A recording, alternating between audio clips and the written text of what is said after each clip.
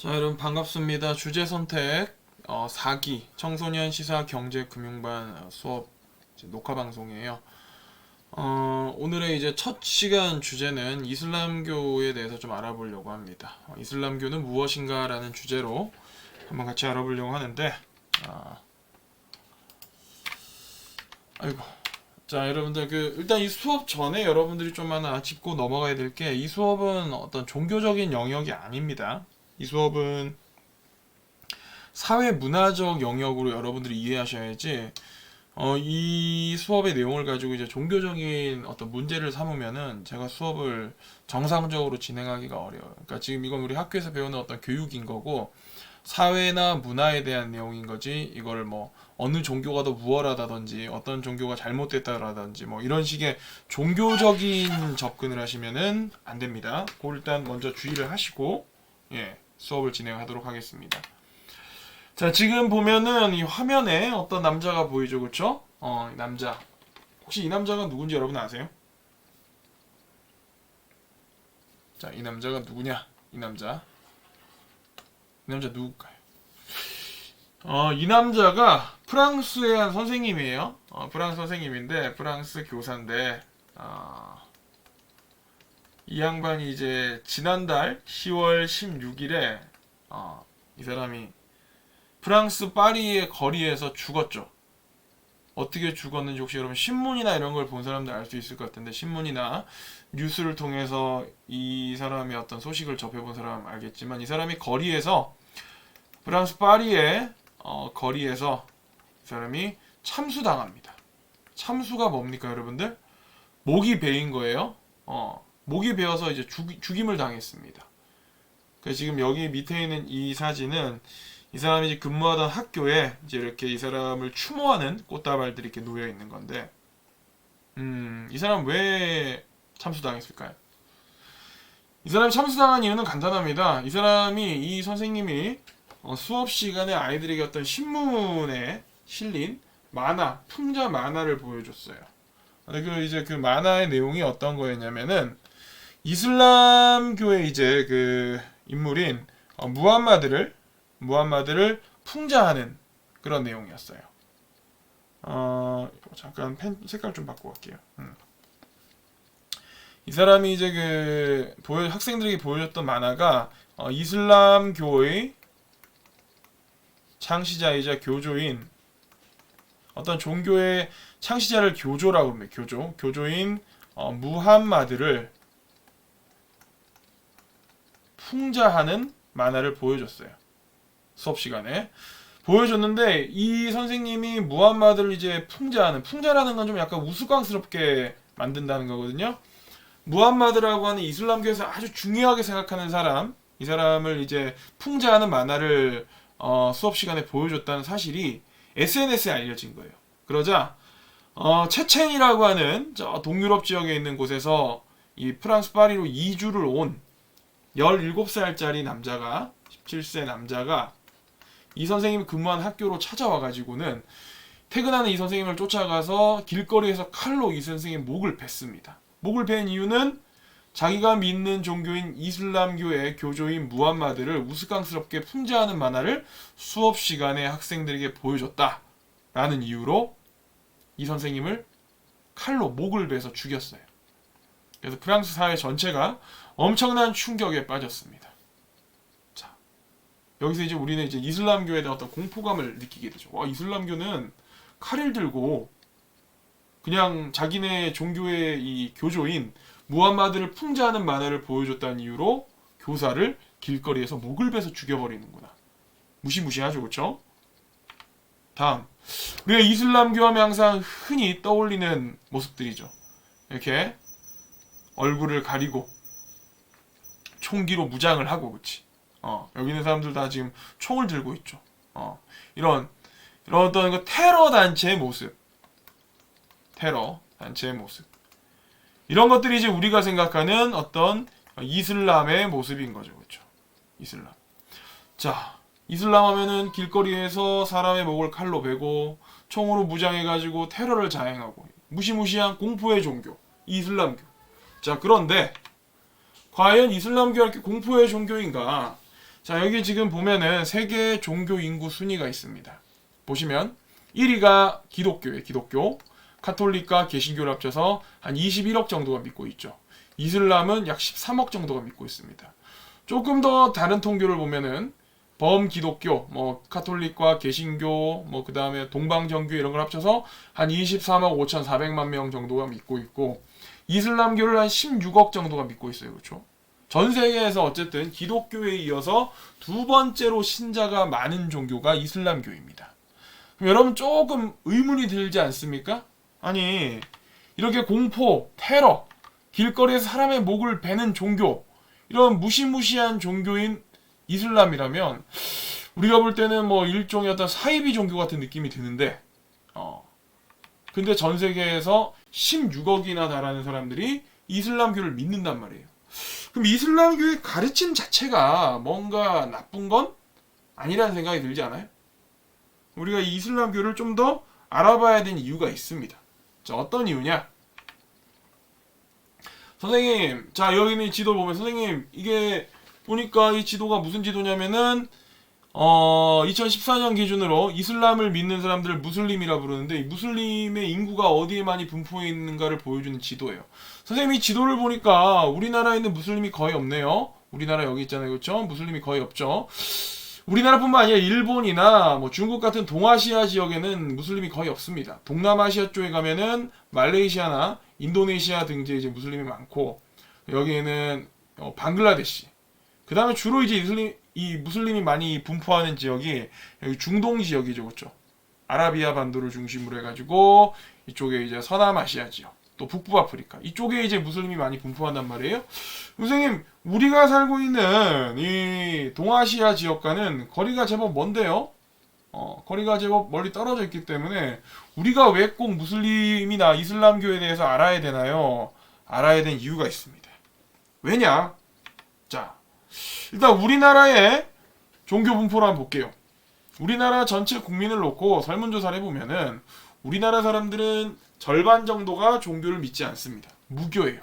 종교를 믿지 않는다고 50%, 종교를 믿는다고 50%고, 이 종교를 믿는 50%의 이 종교 분포를 보면 개신교가 21%, 교회 다니는 사람들, 성당 다니는 천주교가 4%, 불교가 22% 정도예요.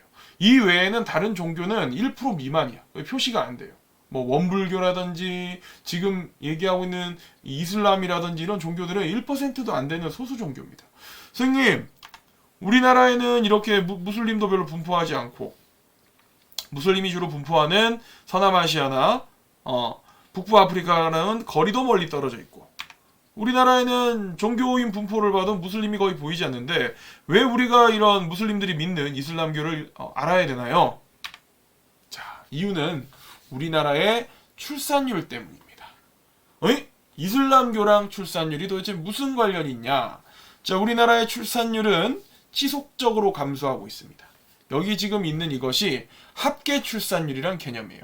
합계 출산율은 뭐냐면은 가임기 여성, 즉 임신을 할 수 있는 여성이 평생 동안 낳게 되는 총 자녀의 숫자를 합계 출산율이라 그러는데, 우리나라 1970년대에 합계 출산율이 4.53이었습니다. 무슨 말이냐? 한 명의 가임기 여성이 평균적으로 자녀를 4.53명 낳았다는 거예요. 그러니까 집집마다 가보면 애가 4명에서 5명씩 되는 거지, 그치? 자, 근데 합계 출산율이 지속적으로 감소합니다. 계속 줄어들죠, 그쵸? 줄어들다가 마침내 2018년에 왔더니 0.98에 도달하게 됐습니다. 자, 이게 무슨 뜻이냐? 여러분들, 아이는 여성이 혼자 낳는 게 아니죠. 남성과 여성이 서로 결혼해서 자식을 낳게 되는데, 그러면 여성 한 명이 적어도 아이를 몇 명은 낳아야 인구가 유지가 될까요? 그렇죠. 남자와 여자 서로 짝을 지어서 아이를 낳을 때 적어도 2명 이상은 낳아줘야 인구가 줄지 않고 유지가 된다는 거죠. 그렇죠. 그런데 2018년 기준 합계 출산율이 0.98이란 건 무슨 뜻일까요? 우리나라 인구가 앞으로 계속해서 줄어들 거라는 걸 의미하는 겁니다. 여성과 남성이 결혼해서 2명 이상을 낳아줘야 되는데 0.98명, 한 명도 낳지 않기 때문에 인구가 앞으로 감소할 건 불보듯 뻔한 사실이죠. 그렇죠? 다음으로 넘어가 보겠습니다. 자, 2020년 세계 합계 출산율 현황인데 선생님 우리나라가 합계 출산율 0.98명, 한 명도 안 되는 거 전 세계적인 추세 아닌가요? 아닙니다. 우리나라가 어느 정도로 아이를 낳지 않는지를 보면은 2020년 UN 통계에서 세계 평균 합계 출산율이 2.4명입니다. 우리나라는 이 통계마다 조금 값이 달라요. 우리나라는 UN의 분석에는 1.1명을 낳고 있습니다. 무지하게 안 낳는 거죠. 그렇죠? 우리와 같은 아시아 지역의 평균은 2.1명입니다. 유럽은 2.1명이죠. 아프리카 지역 가면 5명이 다 됩니다. 근데 우리나라는 1.1명으로 합계 출산율이 매우 낮은 편이죠. 어떤 통계를 보나 우리나라가 아이를 극히 적게 낳고 있고 앞으로 인구가 감소할 것이란 건 불보듯 뻔한 사실이라는 겁니다. 자, 그러면은 이 인구가 앞으로 줄어들 문제를 어떻게 해결할 수 있을까요? 젊은 남녀가 결혼을 많이 하기 위해서 아이를 많이 낳게 하면 된다. 문제 해결이 그렇게 말처럼 쉬우면 좋겠지만 사실 젊은 남녀를 결혼해서 아이를 많이 낳게 하는 거는 좀 힘들어요. 왜냐면 여러분 생각해 보세요.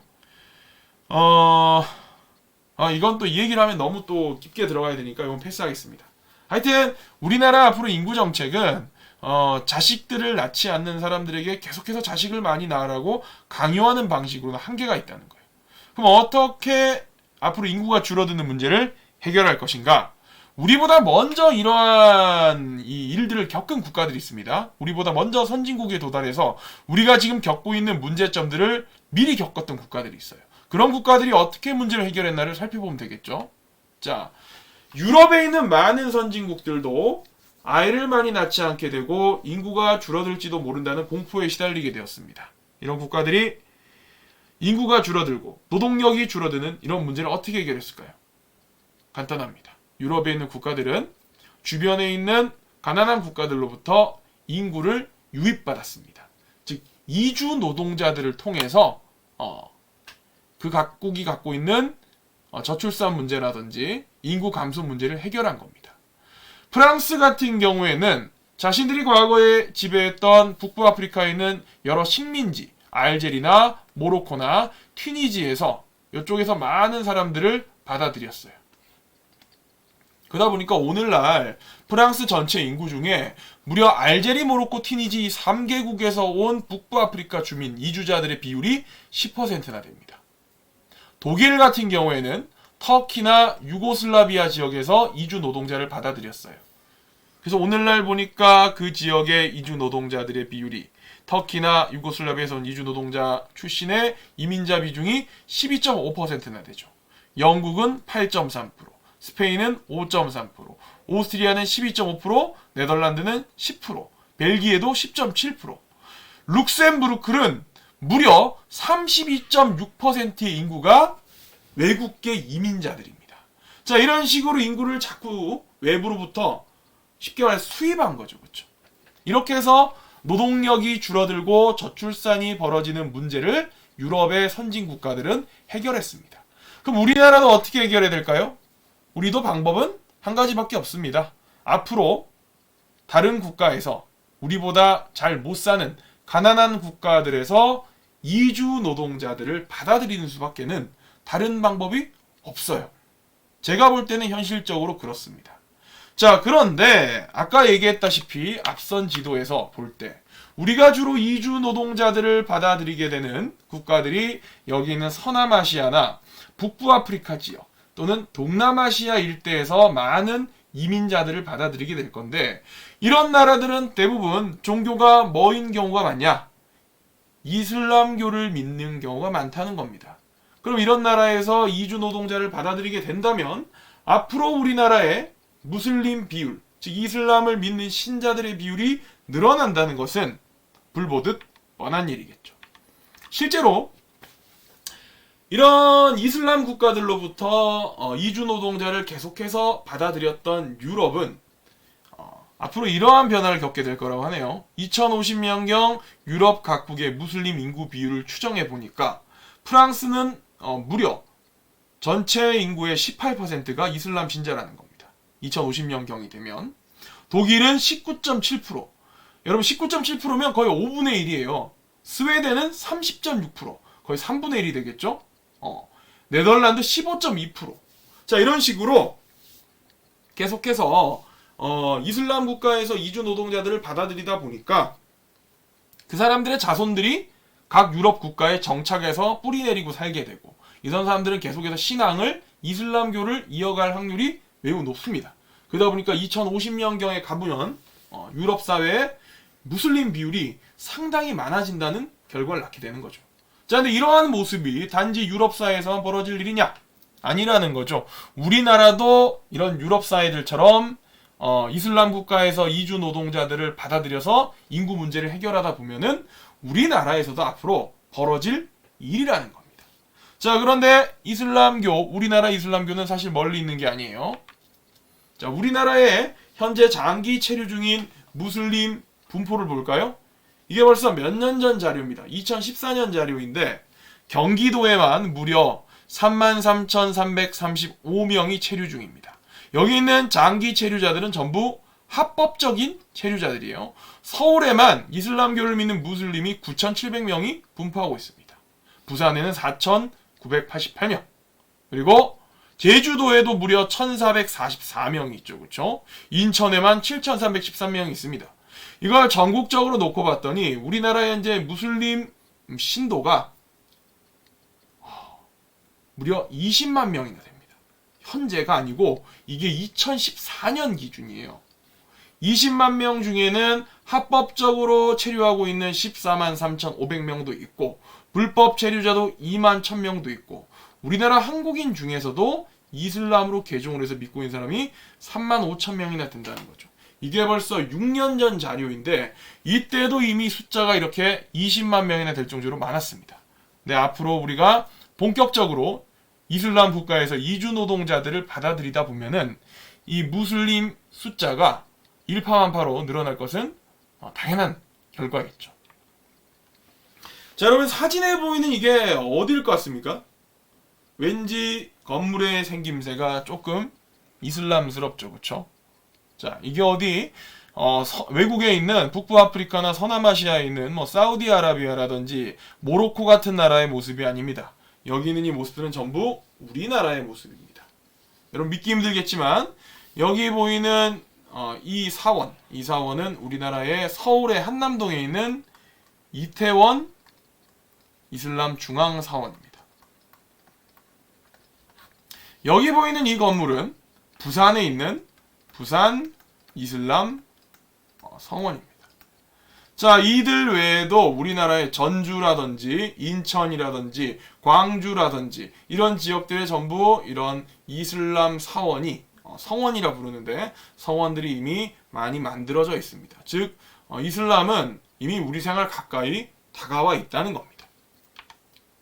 자, 그러면 여러분들 이런 생각할 수 있죠. 선생님, 이슬람이 들어와도 우리나라 사람들은 서양에서 일어나는 것처럼 종교적인 갈등이 유혈 갈등으로 일어나진 않잖아요. 이슬람 들어오면 그냥 사이좋게 지내면 되지 않겠어요? 그렇지 않습니다, 여러분. 우리나라에서 종교적 유혈 갈등이 두드러지지 않는 이유는 앞서 보여드렸던 통계처럼 우리나라 사람 중에 절반이나 종교를 믿지 않는 무신론자 또는 무교인 사람이 많기 때문입니다. 그런데 이렇게 무교가 많은 와중에도 우리나라에서도 폭력적인 종교 갈등이 일어나고 있습니다. 한 10년이 넘었던 것 같은데 김대중 대통령 때였나? 10년도 아니라 20년도 더 된 일이겠군요. 그때 당시 이제 우리 민족의 역사적 기원을 따질 때 고조선의 건국자인 누구요? 단군 왕검이 있죠. 이 단군 왕검의 상을, 단군 왕검의 이 동상을 전국 각지의 공원이나 학교 등지에다가 설립했던 적이 있습니다. 통일을 기원하는 국조단군상, 통일을 기원하는 우리 국가의 민족의 조상인 단군상이다 해가지고 이걸 세워놨어요. 근데 이 단군상이 전국의 학교들과 공원에 세워진 단군상이 어느 날부터 훼손되기 시작하는 겁니다. 지금 여기 보면 단군 할아버지가 요 인중, 입술 위에 인중 부분 이상이 없어졌어요. 원래 여기 이렇게 당군 할아버지 이렇게 있었어야겠죠, 그렇죠? 이렇게 있었어야 되는데 당군 할아버지가 지금 없어. 왜 없을까? 누가 줄톱을 가지고 와서 밤중에 이 윗부분을 잘라버린 겁니다. 이건 어떤 학교에 세워져 있던 당군상인데 아예 그냥 당군 할아버지의 목 부분을 뽑아버렸죠, 그렇죠? 여기는 지금 또 락커를 갖고 와서 막 낙서를 해놨습니다. 당군 할아버지가 피눈물을 흘리고 있어요, 지금. 이런 일이 누가 이런 일을 저질렀나라고 잡고 보니까 범인이 바로 개신교의 목사와 일부 전도사들이었다는 겁니다. 이들이 신자들을 이끌고 밤중에 공원이나 학교 등지에 난입해가지고 당군상을 훼손했어요. 여기 보면 당군 개새끼 크리스트 만세 순복음 교회 돼 있잖아요, 그렇죠? 락커를 막 칠해놓은 거야. 왜 이런 일을 저질렀을까? 이들 이제 그 개신교 일부 신자들의 입장에서 볼 때는 학교나 공원에다가 이렇게 당군상을 세운 걸 일종의 뭐다? 우상 숭배다라고 해석을 한 겁니다. 하나님께서 우상 숭배하지 말라 하셨으니까 이런 나쁜 사탄의 무리인 당군의 우상을 숭배하는 것들은 다 없애야 돼, 파괴해야 돼 해가지고 이런 식으로 폭력적인 행위로 불법적으로 시설물을 훼손했다는 거죠. 자, 그런데 이렇게 이제 폭력적인 모습을 보이는 우리나라 일부 개신교들과 이런 이슬람이 서로 만나게 된다면 어떻게 될까요? 이런 이슬람이 서로 만났어. 그러면 유혈 사태, 폭력 사태는 불보듯 뻔한 거겠죠. 자, 그런데 이런 무슬림들이 앞으로 우리나라에 들어오고 늘어날 확률이 매우 높다는 겁니다. 그럼 우리가 이슬람을 좀 제대로 이해하고 있어야 장차 벌어질 이런 어떤 문화적, 종교적 갈등에 대비할 수가 있다는 거죠. 자, 영상을 하나 보여드릴게요. 영상을 제가 하나 보여드리겠습니다.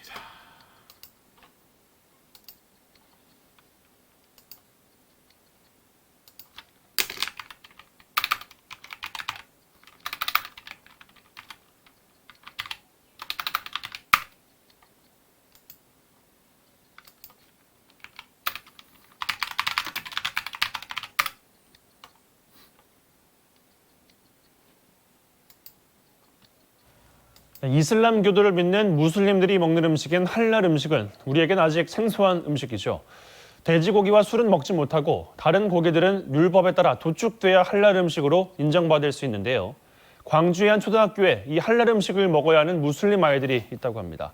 그런데 한국 급식을 먹다 보니 급식 시간마다 밥을 제대로 먹지 못하고 있다고 합니다. 어떤 사연인지 남궁욱 기자가 취재했습니다.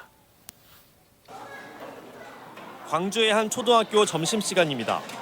아이들이 식판 가득 돼지갈비찜을 받아가지만 몇몇 아이들은 돼지갈비찜 대신 달걀 요리를 받고 있습니다.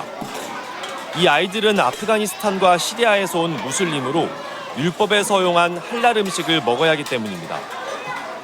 율법에 따라 돼지고기는 먹을 수 없고 다른 음식들도 율법에 맞게 조리될 때 먹을 수 있습니다. 아이들은 급식이 입에 맞지 않는지 먹다 말기도 하고 반찬은 안 먹고 밥만 먹기도 합니다. 맛있어요? 먹을만해? 이 학교에 다니는 무슬림 학생은 총 4명입니다. 이들 가운데 일부는 점심을 굶고 하교 후 집에 가서 밥을 먹었고 나머지 학생들은 도시락을 싸오거나 급식 반찬 중 먹을 수 있는 것만 먹고 있습니다. 시민단체는 학생들의 인권과 다양성을 존중해야 할 교육청과 학교가 소극적으로 대처하고 있다며 이 아이들의 인권은 누가 지켜줄 것이냐고 목소리를 높입니다. 시대적인 요구에 따라서 그런 다양성을 존중하고 그런 문화적인 지원 등을 일시적인 방편이 아니라 장기적인 방편으로 좀 진행이 될 필요가 있다는 것입니다. 학교는 시설과 인력 등 현실적인 어려움 때문에 할랄 음식을 제공하지 못하고 있습니다. 이 아이들을 위해서 특별히 조리하기가 쉽지는 않아요. 인력도 그렇고 예산도 그렇고 이 부분은 학교만의 노력으로는 쉽지 않고. 광주시 교육청은 무슬림 학생 등 다문화 학생들의 다양성을 위한 정책을 펼치기 위해 애쓰고 있다고 이야기했습니다. 다만 무슬림 등 특정 집단에 대한 지원을 바라보는 일부 곱지 않은 시선이 우려돼 적극적인 정책을 펼치기 어려운 것이 현실이라고 덧붙였습니다.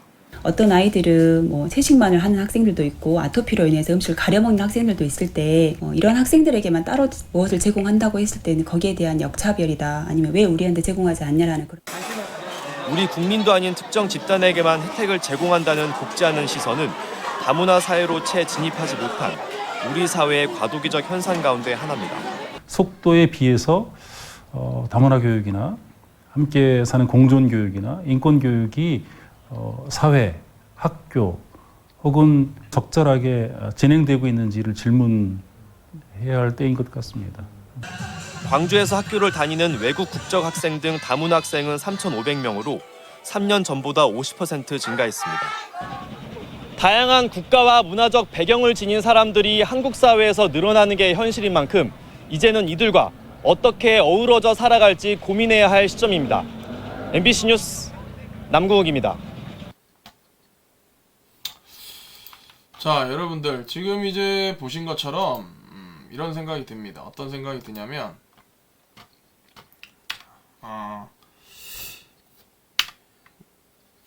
지금 방금 전에 이제 그 뉴스 기자가 얘기했죠. 다양한 문화와 다양한 종교가 함께 공존해야 살아가야 되는 세상이 오는데 아직까지 우리가 그런 어떤 공존에 대한 어떤 교육이라든지 준비가 제대로 되어 있지 않은 것 같다라고 했는데, 사실 선생님이 지금 얘기하고 싶은 거는 이슬람도 다른 문화니까 무조건 이해하고 받아들여라 뭐 이런 얘기가 아닙니다. 각자의 생각이 다 다를 수가 있어요. 하지만 중요한 건 우리나라가 저출산 문제로 인해서 앞으로 이 저출산 문제가 일어나게 되면 국내 노동력이 부족해지겠죠. 부족하게 되면 이 노동력을 외부에서 이주 노동자들을 통해서 해결해야 돼요. 이거를.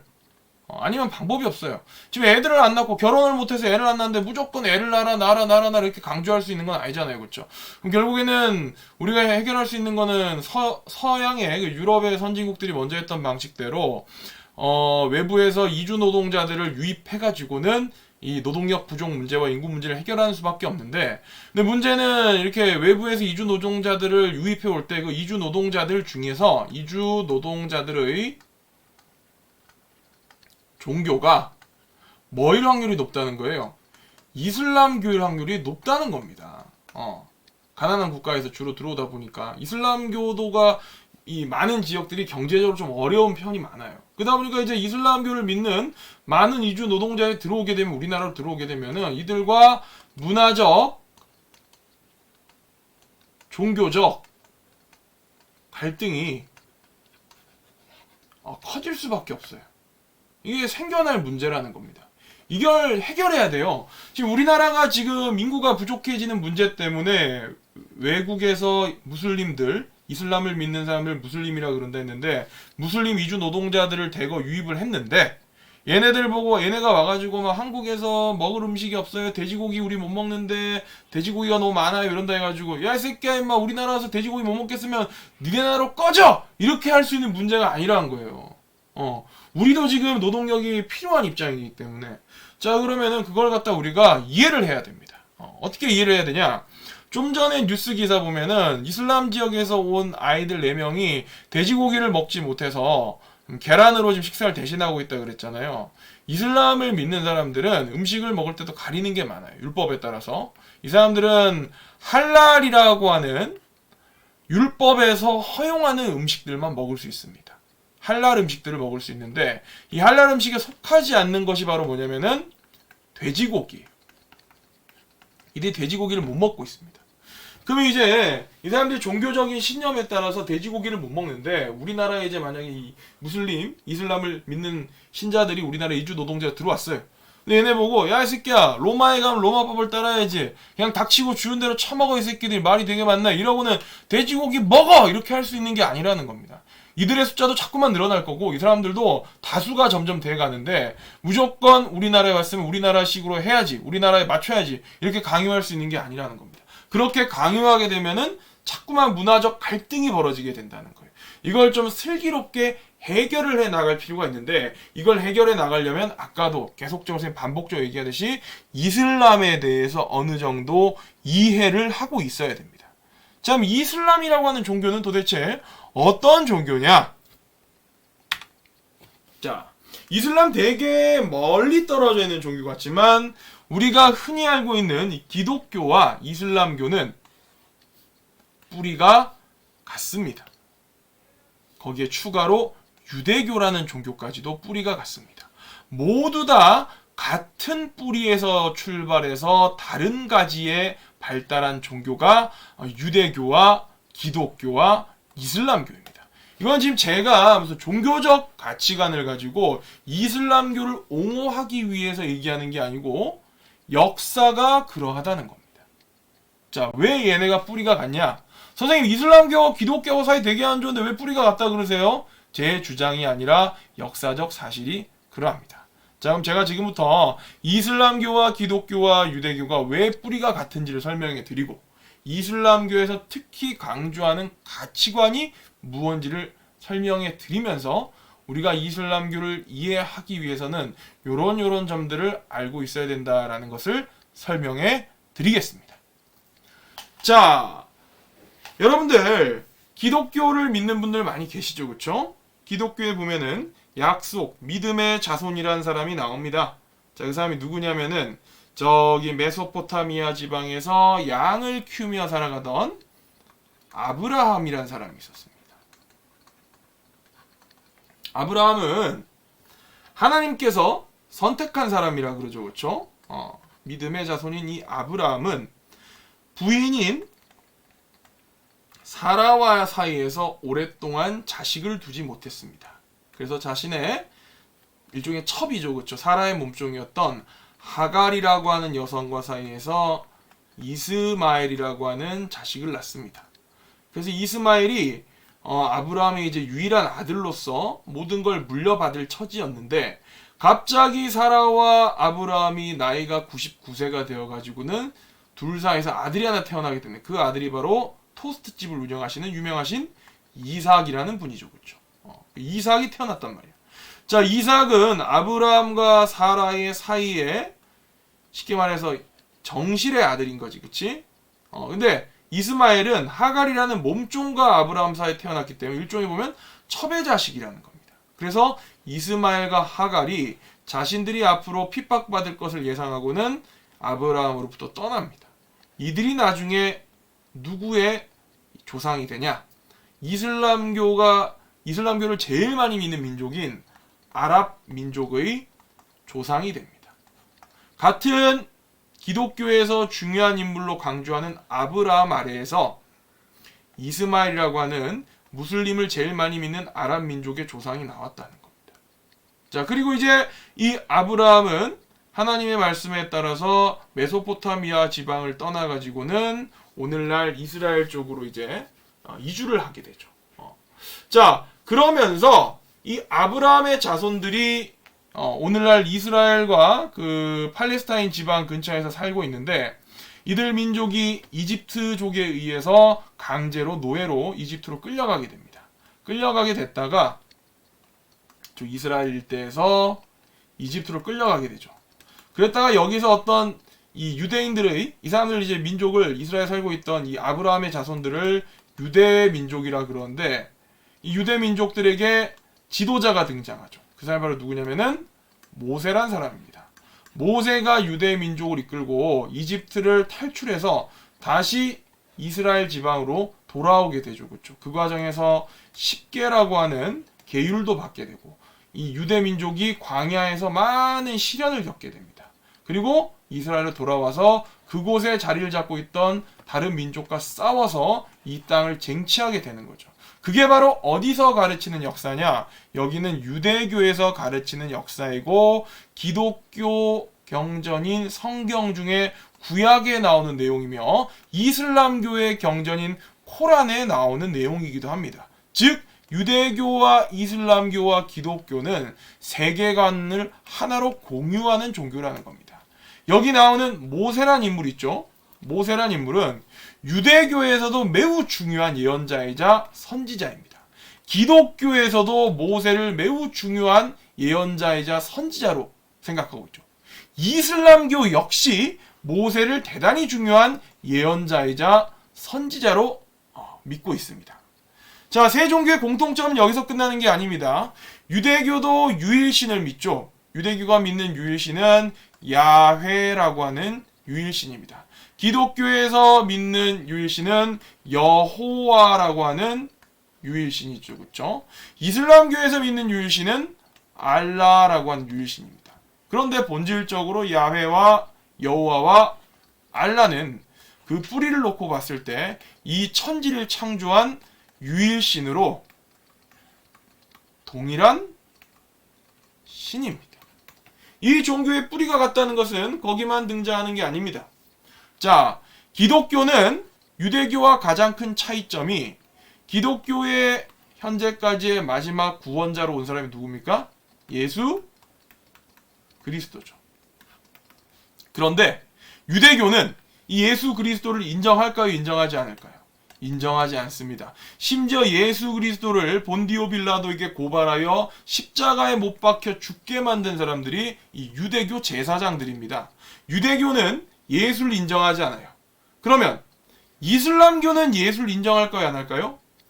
이슬람교는 예수 그리스도를 매우 중요한 예언자이자 선지자로 인정합니다. 자, 그런데 이슬람교의 선지자이자 예언자는 무함마드라는 사람인데 기독교는 이 무함마드를 예언자이자 선지자로 인정할까요? 인정하지 않습니다. 그럼 좀 약간 웃긴 관계가 생겨나는 거죠. 역사적으로는 이 세 종교 중에 뭐가 우선이냐? 유대교입니다. 유대교에서 매우 중요한 예언자로 상정되어 있는 모세는 기독교와 유대교와 이슬람교가 모두 인정합니다. 그런데 기독교에서 매우 중요한 종교적 인물인 예수 그리스도는 유대교에서는 인정하지 않습니다. 하지만 더 뒤에 만들어진 이슬람교에서는 인정하죠.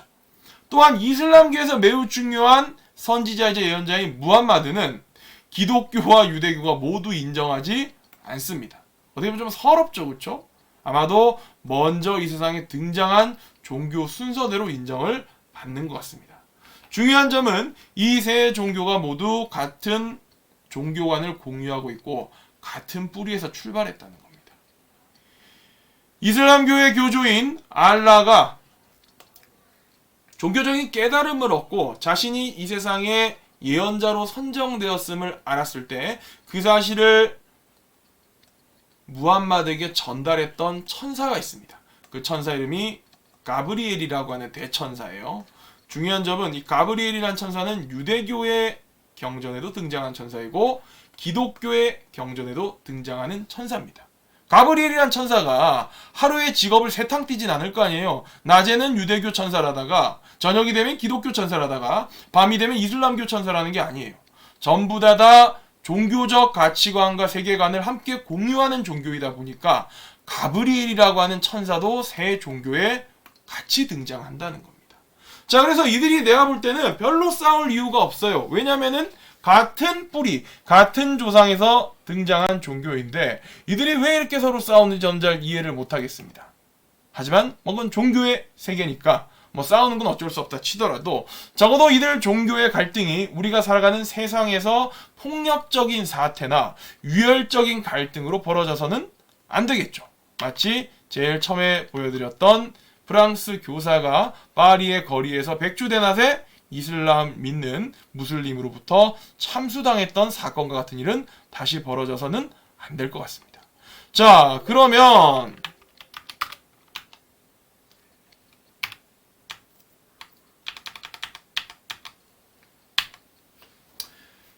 이런 이제 같은 뿌리를 공유하고 있는 이슬람교, 아까 선생님이 말씀드렸던 게 이슬람교가 사이비고 폭력적이기만 하고 나쁜 종교라면 오늘날 이렇게 오랫동안 많은 사람들이 믿고 살아남지 못했을 거라는 말씀을 드렸죠. 이거 어떻게 이게 보자.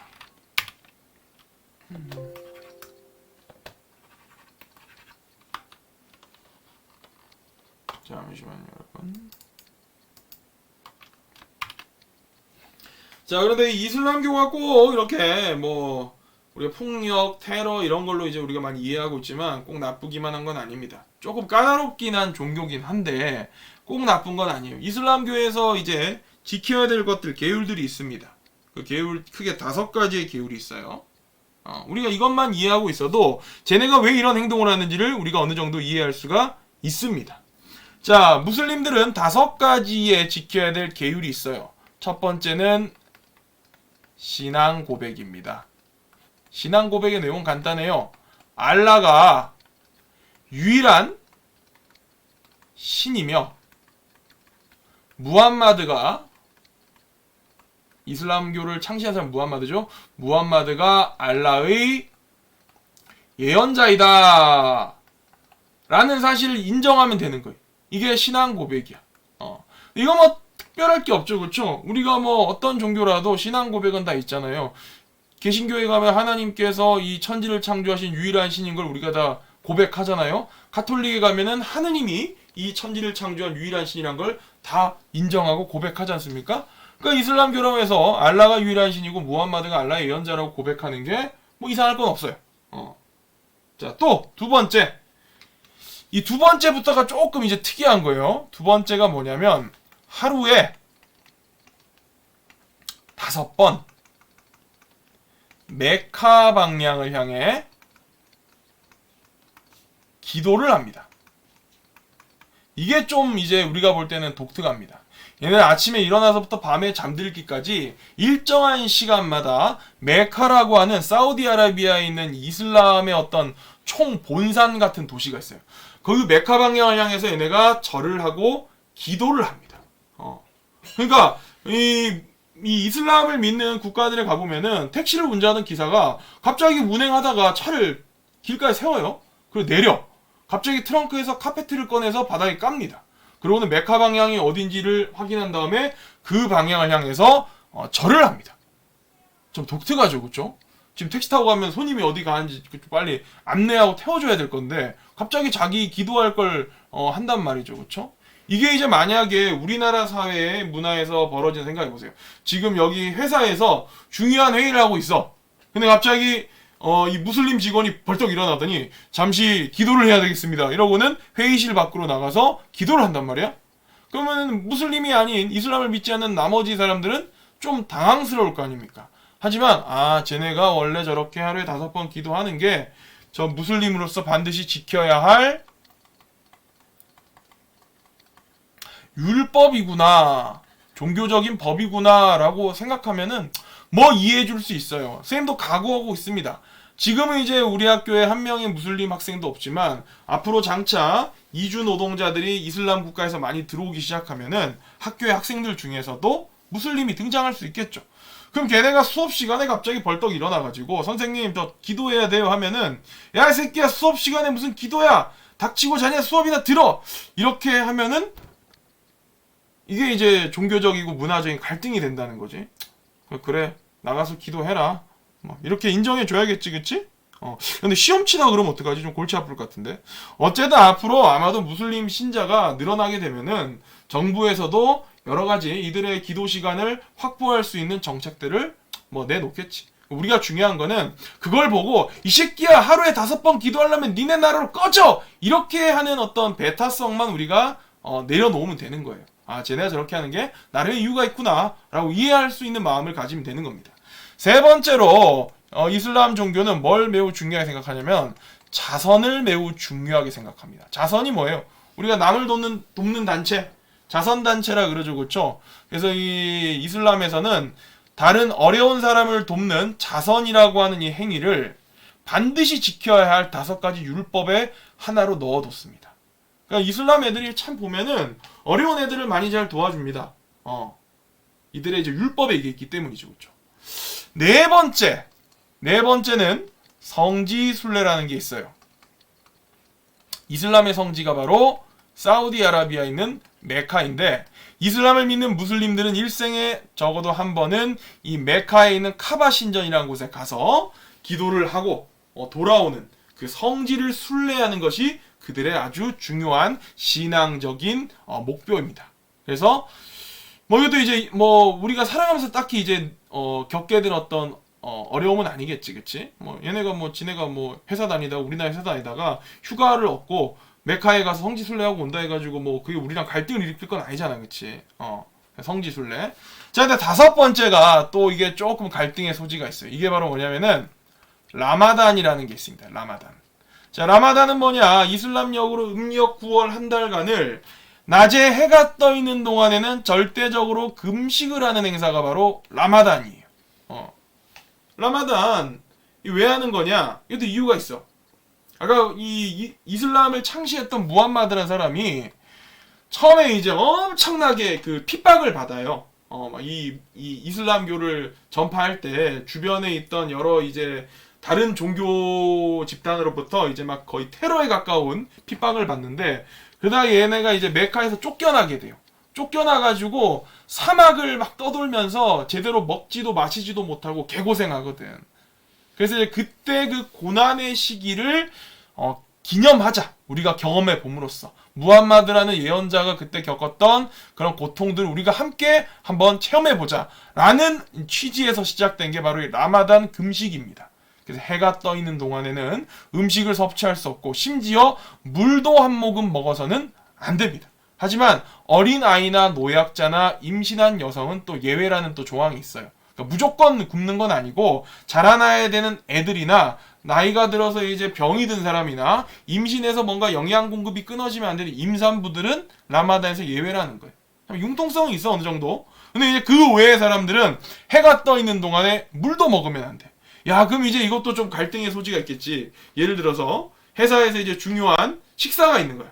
우리 회사에 있는데 뭐 여기 이제 하산 대리가 있어. 하산 대리가 이제 있는데 하산 대리랑 오늘 나랑 같이 뭐 외국 바이어를 만나서 점심 식사를 하기로 했는데, 이 하산 대리가 나는 밥을 먹을 수 없어요. 부장님 난 빼주세요. 이렇게 하는 거야. 왜 하산 왜 그래? 그러니까 저는 저 라마단 지켜야 돼요. 저 밥 못 먹어요. 이렇게 하는 거야. 그럼 중요한 바이어랑 만나서 식사를 해야 되는데, 야 이 새끼야 임마 닥치고 그냥 처먹어 이 새끼야. 그딴 게 어딨어. 이렇게 할 수가 없는 거야. 얘가 밥을 못 먹겠다 그러면은 라마단 때문에 그러면은 바이어와 같이 나가서 이 친구가 무슬림인데 지금 금식 라마단 기간이라서 이거 좀 이해해 주십시오. 이렇게 얘기할 수 있는 그런 이제 관용과 그걸 이제 이해를 하려면 이런 내용들을 우리가 어느 정도 알고 있어야 된다는 거지. 라마단 기간 때 재밌는 거는 한 달간 금식을 하잖아, 그치? 그러면 얘네가 이 무슬림들이 라마단 기간에 살이 빠져가지고 아주 홀쭉해질 것 같지? 근데 그렇지가 않습니다. 라마단 기간에 오히려 무슬림들이 살이 쪄요. 왜냐면 아까 전에 금식이라 그랬는데 하루 종일 금식이 아니야. 한 달 내내 물도 안 먹으면 죽지 사람이. 뭐가 떠 있는 동안? 해가 떠 있는 동안만 금식이라 이거야. 그럼 해가 지고 나면 막 먹어도 돼. 해가 지고 나면은. 그러니까 이제 라마단 기간에 보면은 이 무슬림들이 해가 떠 있는 동안에 못 먹잖아. 그러니까 주로 언제 먹냐면은 새벽 일어나서 엄청 해 뜨기 전에 많이 먹는 거야. 그리고 특히 많이 먹는 게 해 지고 나서 저녁 식사를 무지하게 과식을 합니다. 얘네가. 그러다 보니까 저녁에 많이 먹으면 바로 살찌죠, 그렇죠? 그래서 이 무슬림들이 라마단 기간에 살이 빠지는 게 아니고 오히려 살이 찌는 그런 현상이 있는 겁니다. 자, 우리가 이렇게 해서 이슬람 사람들의 지켜야 할 5가지 율법과 이슬람이 역사적으로 볼 때 유대교와 기독교와 뿌리가 동일하다. 모세라는 사람을 같이 인정한다. 예언자로. 또 이슬람교는 기독교의 예수님도 인정한다. 이런 내용들 다 얘기했고, 이들이 민족적인 뿌리가 모두 아브라함의 자손으로 동일하다. 이런 내용들을 다 같이 했습니다. 실제로 경전을 놓고 보면 유대교의 경전과 기독교의 경전과 이슬람교의 경전이 내용적으로 중복되는 게 매우 많아요. 이건 부인할 수 없는 사실인 겁니다. 자, 그렇게 해서 우리가 이렇게 이슬람에 대해서 어느 정도 이해를 해보려고 했고, 앞으로 장차 우리나라에 무슬림들이 많이 늘어날 겁니다. 뭐 어쩔 수 피할 수 없는 숙명 같은 거지, 그치? 자, 이때 우리가 니네 나라로 꺼져 이 새끼야 라고 하지 않고, 너는 그런 종교적 배경을 갖고 있기 때문에 그렇게 행동하는구나 라고 우리가 이해해 줄 수 있는 그런 마음을 갖기를 바랍니다. 물론 그렇다고 해서 이런 행동은 이해받을 수 있는 게 아니겠죠, 그렇죠? 자, 그걸 잘 알고 우리가 다음 시간엔 또 다른 주제로 한번 만나봅시다. 자, 수업 듣느라 고생했습니다.